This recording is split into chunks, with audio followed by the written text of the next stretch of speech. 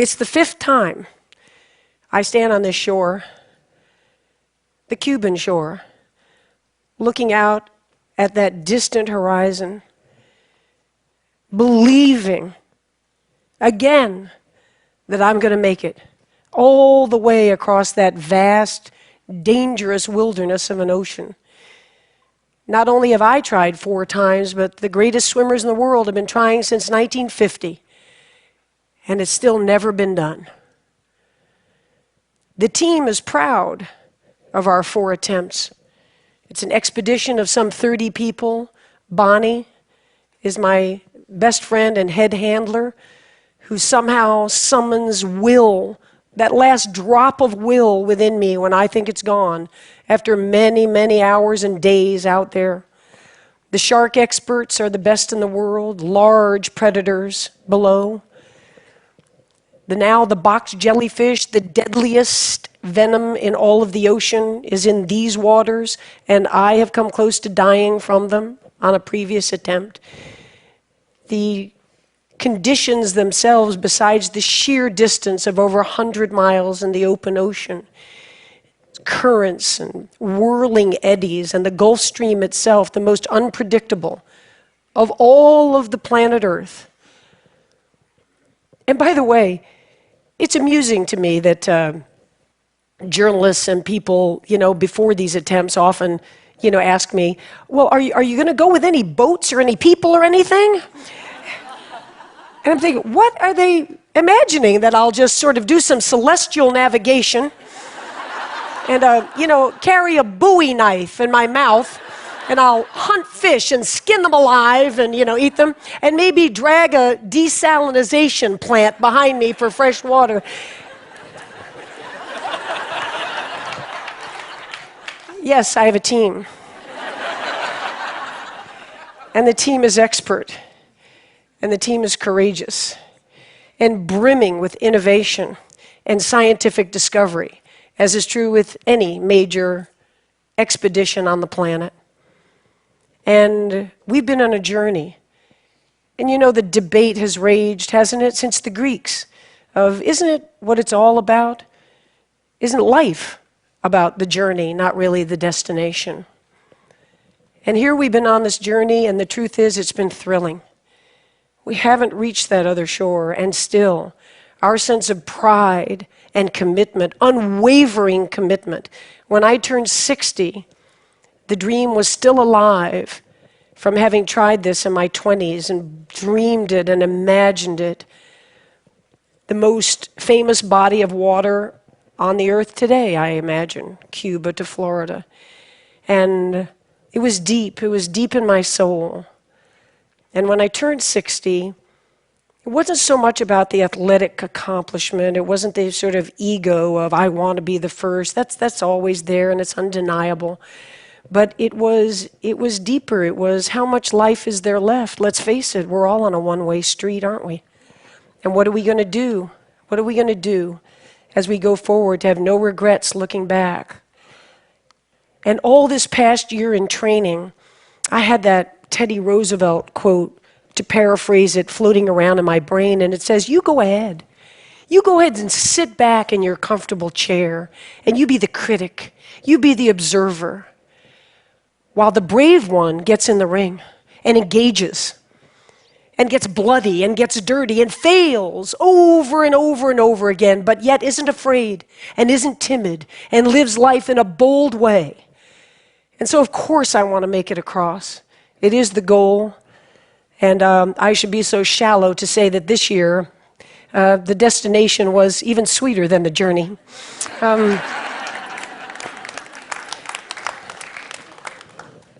But the journey itself was worthwhile taking.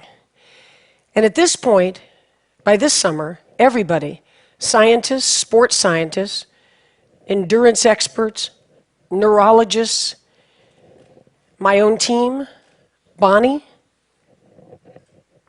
said it's impossible. It just simply can't be done. And Bonnie said to me, but if you're going to take the journey, I'm going to see you through to the end of it. So I'll be there. And now we're there. And as we're looking out, kind of a surreal moment before the first stroke, standing on the rocks at Marina Hemingway, the Cuban flag is flying above, all my teams out in their boats, hands up in the air. We're here. We're here for you. Bonnie and I look at each other and we say, this year the mantra is, and I've been using it in training, find a way. You have a dream, and you have obstacles in front of you, as we all do. None of us ever get through this life without heartache, without turmoil. And if you believe and you have faith, and you can get knocked down and get back up again, and you believe in perseverance as a great human quality, you find your way. And Bonnie grabbed my shoulders and she said, let's find our way to Florida. And we started, and for the next 53 hours, it was an intense, unforgettable life experience. The highs were high, the awe. I'm not a religious person, but I tell you, to be in the azure blue of the Gulf Stream, as if as you're breathing, you're looking down miles and miles and miles, to feel the majesty of this blue planet we live on. It's awe-inspiring. I have a playlist of about 85 songs, and especially in the middle of the night, and that night, because we use no lights.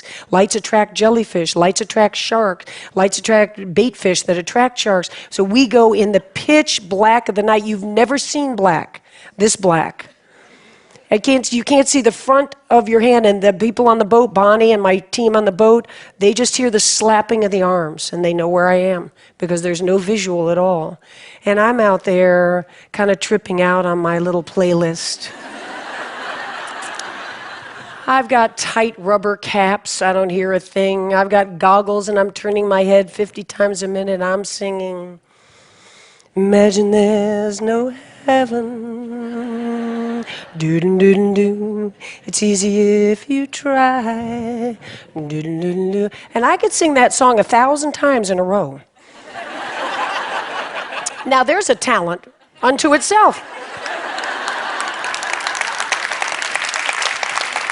And each time I get done with, ooh, you may say I'm a dreamer, but I'm not the only one.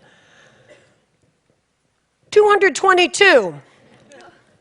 Imagine there's no heaven.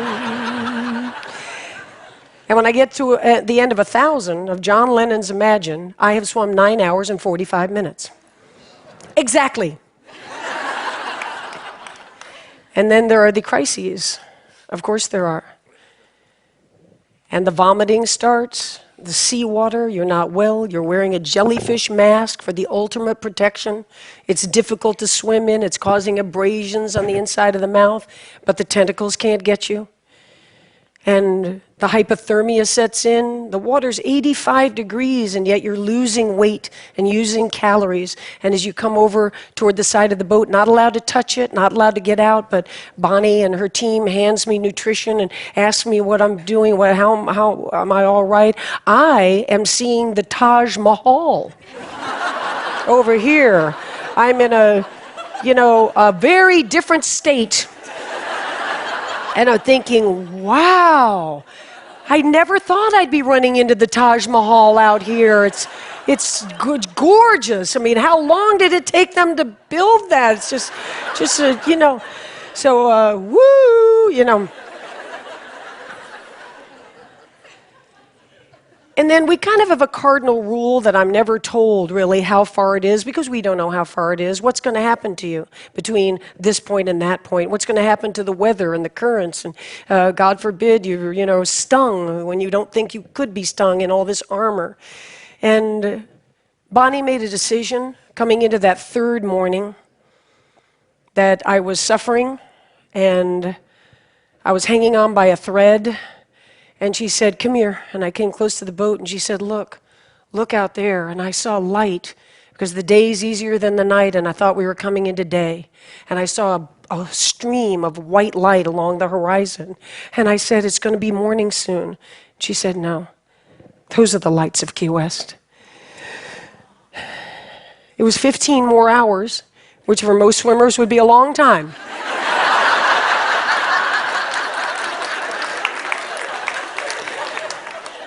You have no idea how many 15-hour training swims I had done.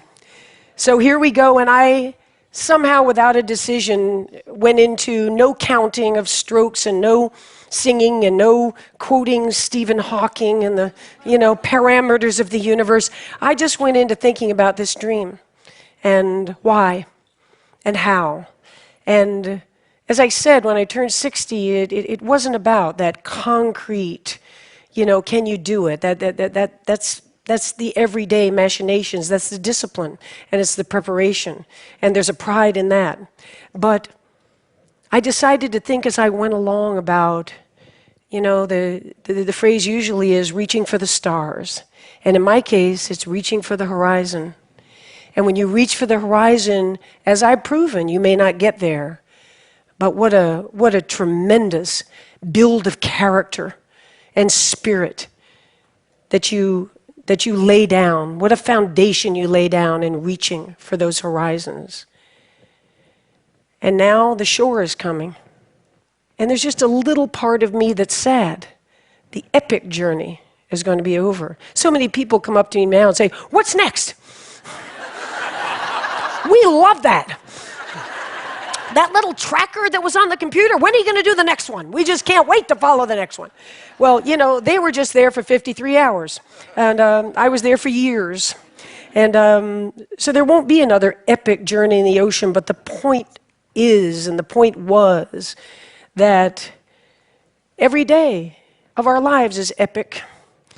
And I'll tell you, when I walked up onto that beach, staggered up onto that beach, and I had, so many times in a very puffed up ego way, rehearsed what I would say on the beach. When Bonnie thought that the back of my throat was swelling up, and she brought the medical team over to our boat to say, that she's really beginning to have trouble breathing. Another 12, 24 hours in the salt water, the whole thing. And I just thought in my hallucinatory moment that I heard the word tracheotomy. And Bonnie said to the doctor, "I'm not worried about her not breathing. If she can't talk when she gets to the shore, she's going to be pissed off."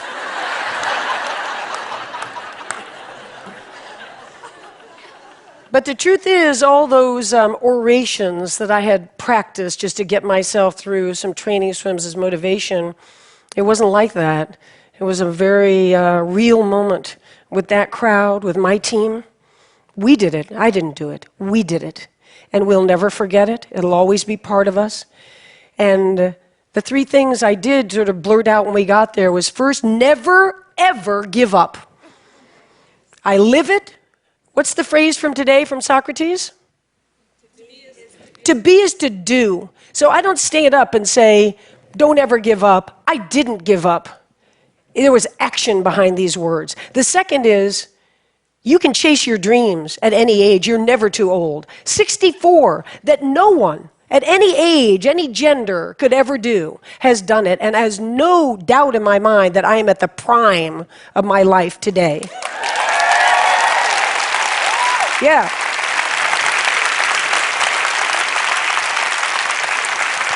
Thank you. And the third thing I said on that beach was, it looks like the most solitary endeavor in the world, and in many ways, of course, it is. And in other ways, and the most important ways, it's a team. And if you think I'm a badass, you want to meet Bonnie. Bonnie, where are you? Where are you? There's Bonnie Stoll,